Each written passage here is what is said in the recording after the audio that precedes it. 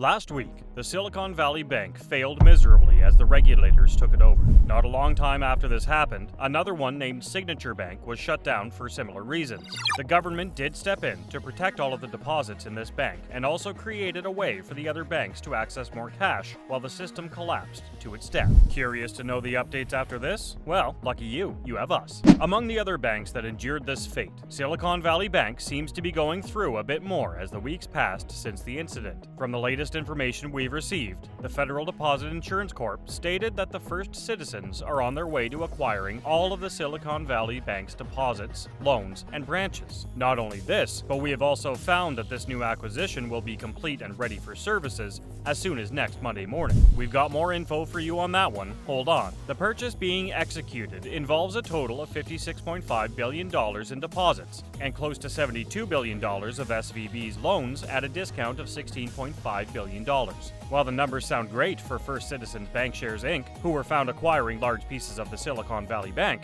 this may be the genesis of one of the most important moments in the banking industry. It has also found that close to $90 billion of the SVB securities will remain in receivership. On further analysis of their history, we found that the First Citizens have been able to scoop close to $500 million worth of stocks of the SVB, that is, the Silicon Valley Bank, which has now faced the largest bank collapse since 2008.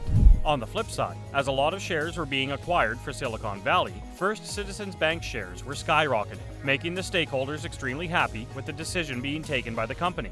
Making things even better, it is said that the US government will act as a backstop to the entire transaction. It's said that the deal will trigger an estimated $20 billion hit for the government-run insurance fund. The story does not end there, but a bit of the backstory will make a lot of difference to what you perceive about this transaction and how it affected the government-run insurance funds. So here we go. The deal we have been speaking about came out soon after the Federal Deposit Insurance Corporation, abbreviated as the FDIC, took over Silicon Valley on the 10th of March. The move resulted from the immense failure we spoke of at the beginning of this video. As a result of the bank run, banks like the Silicon Valley Bank and the Signature Bank lost close to half of their market value. This was not limited to those two lenders, but a lot of them in the market. Now, the hit being taken by the FDIC may raise questions about the manner in which the government has been using the taxpayers' money, and if the government was too rough in handling the funds entrusted to them. If you think so, hold on. The fact is that the FDIC fund does not use taxes. It is replenished by the charges being levied on the member banks.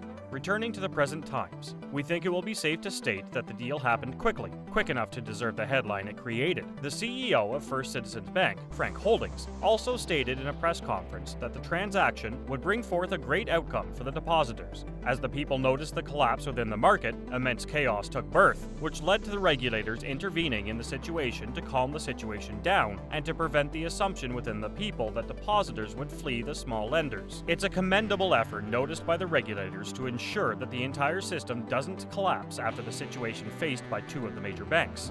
The prompt sale ensured that the investors who were at the edge got an answer at the earliest possible instance. A domino effect was noticed as soon as the transaction was confirmed. Here's how. We found that along with a sharp increase in the shares of First Citizens by close to 40%, similar urges were noticed in the shares of other regional banks, such as PacWest Bancorp and Western Alliance Bancorp. To show you the extent of this steep climb, allow us to compare their previous ranks. The First Citizens Bank was the 30th largest U.S. bank as of the 31st of December 2022. It had close to $109 billion as assets based on the numbers declared by the Federal Reserve. After the deal on Monday, their position has jumped in a single move to the 25th position in the United States. Looking into the words of First Citizens Chief Executive Frank Holding Jr., we can find that they are on their way to building better relationships with the new customers they have. He also stated that they are ensuring that the positioning of their company succeeds to continued success, as they affirm their commitment to support the integrity of the United States of America's banking system. As we said, FDIC has been pretty cooperative about the deal. There were two major things that they agreed to.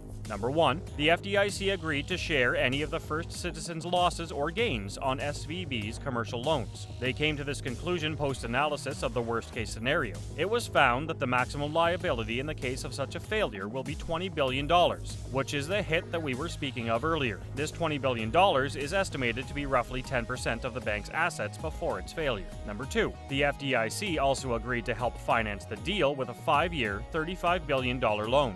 Making it even better, we found that the agency also provides a $70 billion line of credit to help cover the potential drops. FDIC, therefore, has shown a very proactive step in ensuring that the system remains stable and customers remain happy despite the falls that have taken place in the banking industry. But the real question we need to ask right now is, what is causing such levels of instability? The answer to that is pretty much straightforward. Both SVB and the Signature had huge chunks of uninsured deposits. This included customers with more than the standard insurance cap of $250,000 per depositor. In other words, they did not consider the higher cap depositors while dealing with their customers. This was the major source of all adversities for both banks. If you intend on learning a live example of a bank with similar mistakes being shown, we would ask you to refer to the working of the First Republic Bank. We found that this bank also has a large sum of uninsured deposits, and despite multiple attempts to save the bank, chances are that the bank will slowly sink into a similar fate. However, it is important to note that the bank is attempting to resolve such inconsistencies by hiring more advisors, who will shed more light on the options it has in its hand. However, while the team is still at the discovery stage, it looks like the bonds are being traded at very low margins. From what we understand, the global financial systems are altogether at their weakest points. Take, for example, the case of the Swiss officials who, almost a week ago, decided to take over the Credit Suisse Group AG by its rival UBS Group AG. The issue started rising, especially after a period of intense customer flight from Credit Suisse. This, as a result, raised major questions about the Swiss economy as a whole. One of the biggest banks we've ever heard of, Deutsche Bank AG, saw a steep fall of over 15%. However, the reason for such a fall was unclear, though the officials continued their hunt to find out what hit them. Many investors were of the opinion that the decline simply reflected the mentality left over from the financial crisis that occurred a few years ago. It was stated that Deutsche Bank's core business looked stronger. However, the overall numbers were being dragged down by its capital release unit. On the other hand, if we listen closely to Neil Kashkari, the president of the Reserve Bank of Minneapolis, you will find that he firmly stated that, fundamentally, the banking system is sound. He added to it in his defense by stating that the banking system has a lot of capital to be able to withstand these pressures. While we get to listen to two different perspectives on the existing issues, we find that the financial conditions that SVB faced just before its failure was quite significant and easily visible to the naked eye. The reason why we say so is based on one crucial statement released by its parent company. They stated that the market value of its holding to maturity bonds was $15.9 billion less than the value derived on its balance sheet at the end of September 2022. This is quite a significant indicator of what may have happened behind the veil. While we try to figure out what may have happened as concerned citizens and prudent investors, the regulators seem more interested in discovering why the banking supervisors took their time instead of being decisive and moving quickly. A thing for certain is that the First Citizens Bank did really save the day for Americans. What do you think is happening? Do let us know in the comment section. We will meet you again to stagger your thoughts with the truths running the system.